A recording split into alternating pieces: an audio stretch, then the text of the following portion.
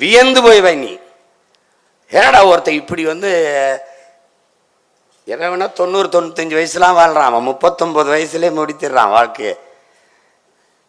என்னை கேட்பாங்க, பாரதிக்கு வந்து டிசம்பர் 11 தான் பிறந்த நாள். இல்லை, உலகில் வாழ்கிற உலகெங்கும் பரவி வாழ்கிற தமிழ் மக்கள் ஒவ்வொரு நாளும் தன் நாவில் இருந்து நாவையசைத்து பேசுகிற தமிழ் பேசுகிற ஒவ்வொரு நாளிலும் பாரதி பிறந்து கொண்டேதான் இருப்பான், பாரதி இருந்து கொண்டேதான் இருப்பான்.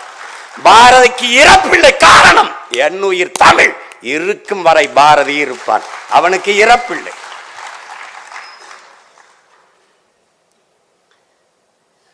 பாரதியை போற்றாத சமூகம் ஒரு பதறி சமூகம்.